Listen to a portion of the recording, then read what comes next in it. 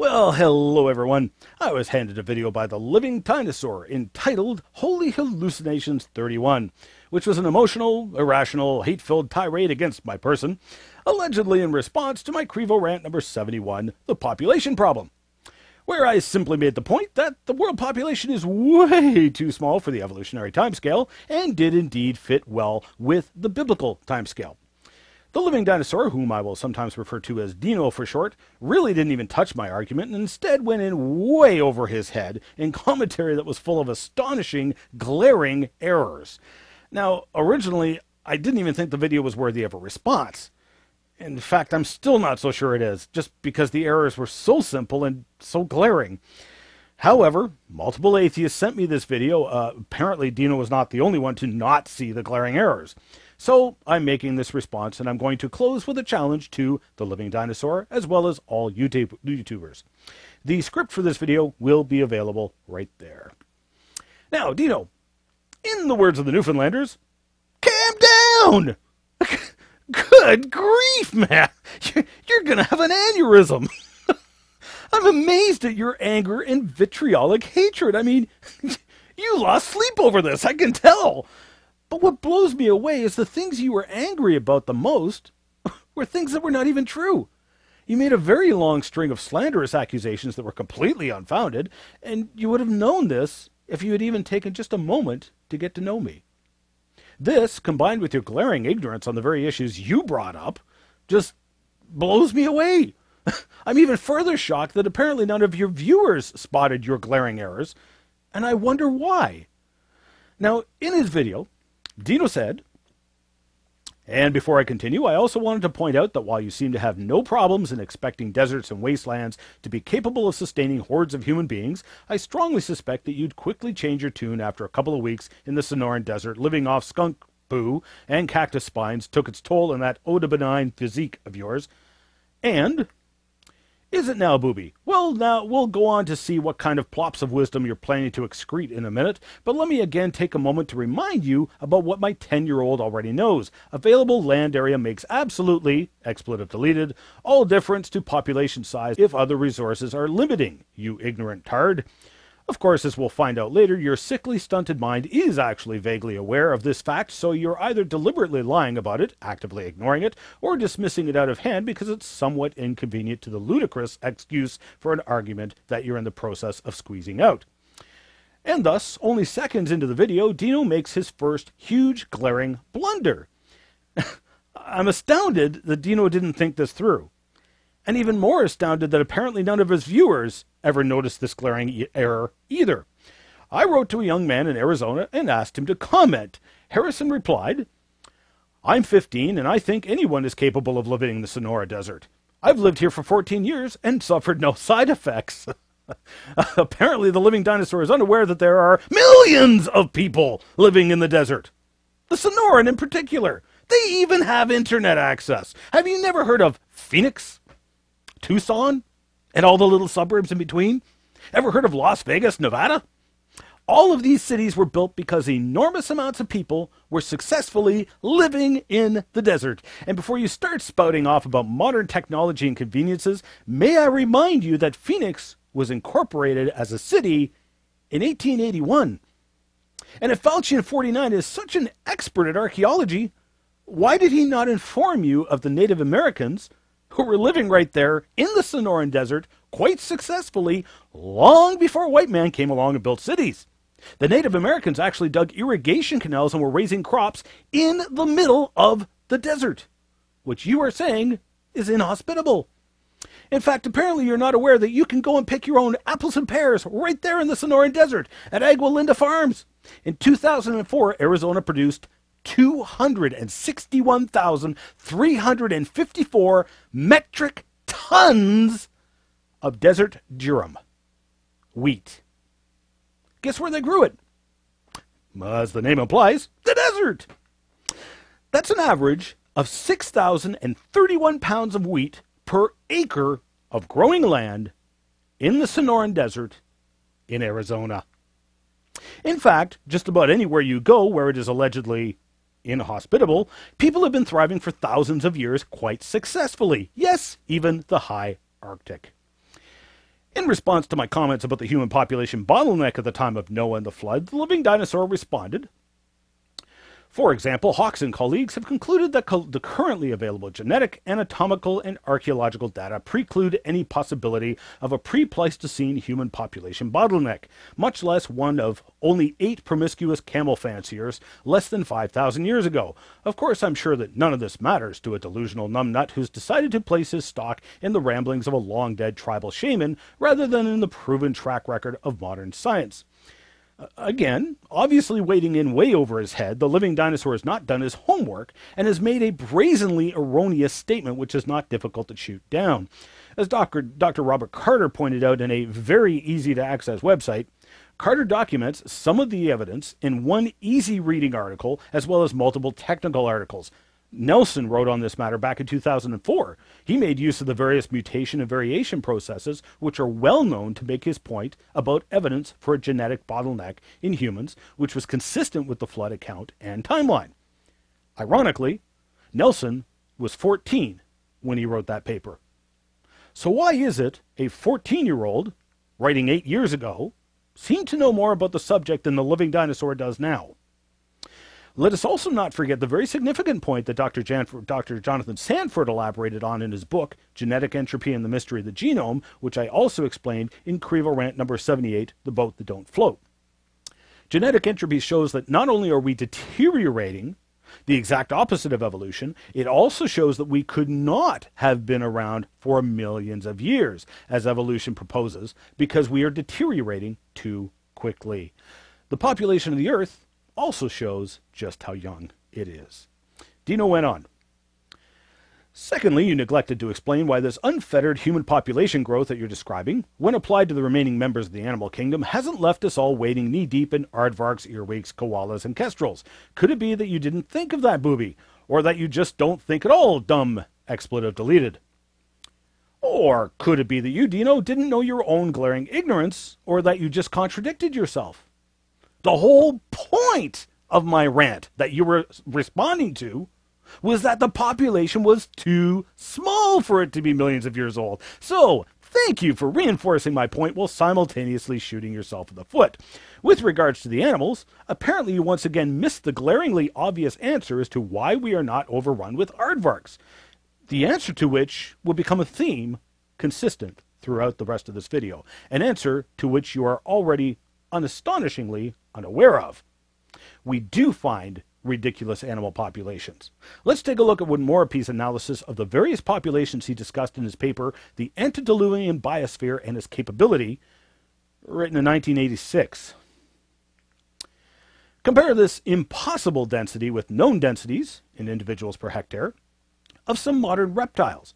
889 iguanid lizards, a few thousand to 110,000 anoles and other small lizards, 548 colubrid snakes, 10,000 Manchuria island pit vipers, 1,235 Colorado rattlesnakes, 480 rhynchocephalian tuateras, or 570 pond turtles.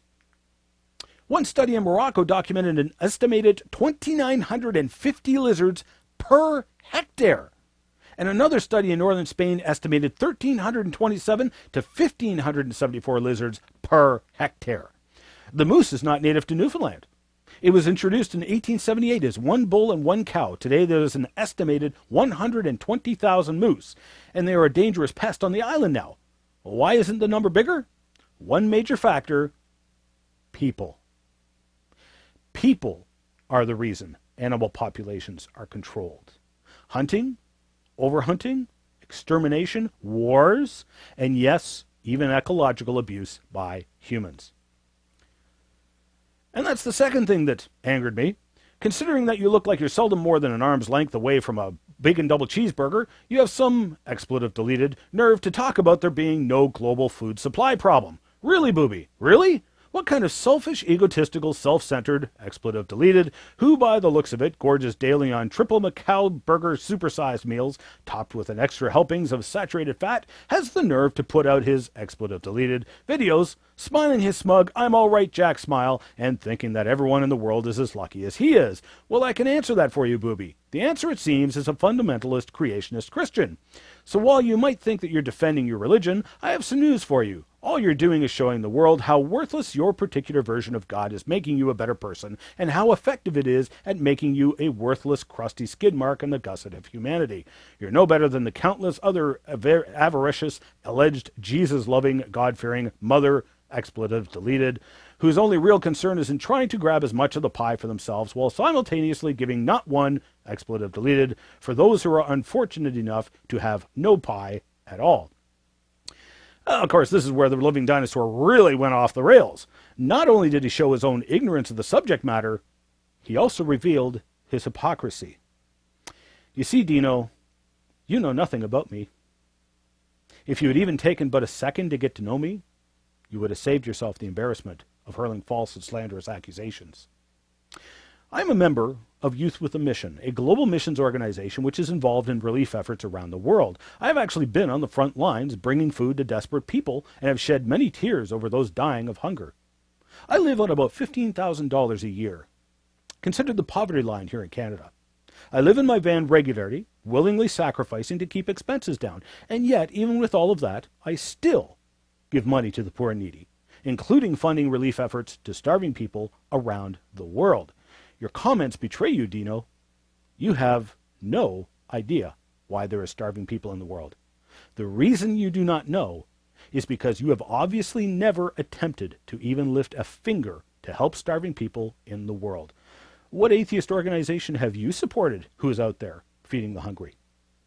Have you been on the front lines risking your life trying to bring food to starving people in Africa? I can tell you haven't. Because if you had, you would know better than to say the things you did. In the meantime, you sit at home producing hate-filled internet videos criticizing people like me over starving people when I'm actually out there doing something about starving people. I wonder how many people starved to death because you did not put any time or money into saving them. Instead of holding out your hand and giving to their need, you simply pointed a finger at them and yelled, "Aha! See? Aha!" as they died of hunger. With your other finger, you point in false accusation and criticism at others like myself who are actually holding out their hand and giving to the needy as they can. Shame on you. Shame on you. But let me enlighten all of you, because it appears the majority of your viewers are also desperately ignorant on this matter. Seeing as how you only seem to consider me an expert in food, then let's talk about food. In 1997, the American Association for the Advancement of Science reported a study where they found that 78% of the world's malnourished children live in countries which are food exporters. Clearly, this starvation had absolutely nothing to do with the lack of food. According to Fruit Ninja, California alone produces 1 billion pounds of strawberries every year. Seem like a stretch? It isn't a stretch at all. In 1 acre of farmland in one summer, you can produce 11,000 pounds of spinach, or 19,400 pounds of carrots, or 15,200 pounds of potatoes, or 9,100 pounds of lettuce, or 6,200 pounds of corn. The numbers really go through the roof when you get to fruit, as you can produce over 25,000 pounds of apples in 1 acre of land in one growing season, or over 31,000 pounds of peaches. California alone in 1992 produced 400,050 tons of apples, 4,875,000 tons of grapes. In Minnesota, where growing rice is very difficult, farmers still cultivate between 4,000 and 6,000 pounds of rice per acre. In California, farmers can produce 8,000 pounds of rice per acre. When I said we haven't even scratched the surface of Earth's natural resources, I wasn't kidding, nor was I speaking in ignorance, contrary to what you seem to think. Let's go with 7 billion people in the world. If you eat 5 pounds of food per day, you will become overweight. 5 pounds per day, 7 billion people, 365 days, is about 12,775,000,000,000 pounds of food per year needed to feed the whole world. Now let's pick a middle-of-the-road crop yield of 12,000 pounds of food per acre to build a baseline. And let's use the continental U.S. for growing land, approximately 2,425,600,000 acres. But let's do as you suggested. Let's write off 40% of that land as unusable. An unreasonably high number, but I want to make a point. That leaves 1,455,360,000 acres of land, and at 12,000 pounds per acre, that's 17,464,320,000,000 pounds of food that can be grown. That small an area can produce 137% of the food needed to sustain our present population. In fact, let's take a look at actual annual food production figures. Notice that at about 13.5 trillion pounds of food, we are already well over the required quantity of food, and notice what I have left out of the list: meats, fish, and a lot of different vegetables, nuts, and many common fruits. You can start to see why the organization Food First said, "Abundance, not scarcity, best describes the world's food supply. Enough wheat, rice, and other grains are produced to provide every human being with 3,500 calories a day. That doesn't even count many other commonly eaten foods: vegetables, beans, nuts, root crops, fruits, grass-fed meats, and fish. Enough food is available to provide at least 4.3 pounds of food per person a day worldwide. 2.5 pounds of grain, beans, and nuts, about a pound of fruits and vegetables, and nearly another pound of meat, milk, and eggs, enough to make most people fat. The problem is that many people are too poor to buy readily available food. Even most hungry countries have enough food for their people right now. Many are net exporters of food and other agricultural products." Which now leads us to the real reason why there are starving people in the world. Other people are the reason. You see, Dino, if you had actually taken the time you used up to make your rancid, hate-filled, vitriolic videos, and instead went out and volunteered with a relief organization attempting to feed starving people, you would know all of this.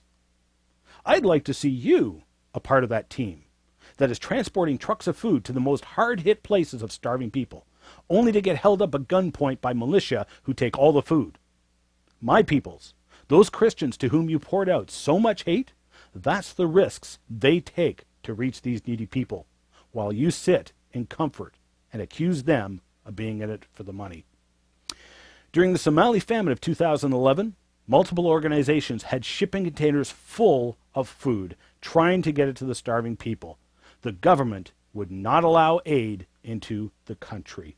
Most hungry people are surrounded by food and simply cannot afford to buy any. People are the reason there are starving people in the world, you know. People are the problem. People disobeying God's very clear instructions scattered throughout the entire Bible. Now, look, in spite of your emotional, horribly wrong, personal ad hominem attack on myself, I don't hate you. In fact, I'm praying for you. I am, however, so sick and tired of hearing hypocritical atheists yell up a storm about starving people in the world as if it's God's fault, while simultaneously sitting there doing nothing about it, and thus condemning yourselves as part of the problem. You are part of the reason there are starving people in the world. So it's time to put up and shut up. I am laying out this challenge for the Living Dinosaur, as well as all atheists, all Christians, all YouTubers. I don't want to hear another word out of you atheists about this subject, because you have invalidated yourselves from the privilege of saying anything about something you clearly know nothing about, and clearly don't care about. Because if you really cared, you'd be doing something about it. If you'd been doing something about it, you wouldn't be saying such ignorant rubbish as that was spewed forth in Dino's video. It seems the only time you care is if it gives you the opportunity to slander a God you say doesn't exist, or accuse his followers who are actually out there doing something about it. My first challenge is this. I want to see you out there on the front lines feeding hungry people. Go to some foreign country, volunteer with some aid group trying to get food to the world's most needy. Bring your video camera along. Document your trip, your story. Interview the aid workers. Interview the people you are helping to feed. Ask them why they are hungry. Ask the aid workers about why, if there's so much food in the world, these people are starving. Put it all together into a video and post it as a video response to this video.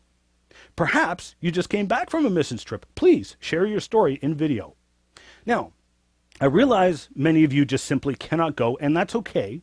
Although do remember, it doesn't matter where you are in the world, there are starving people, even right smack dab in the middle of the land of plenty. Go volunteer at the local soup kitchen or donate food to them.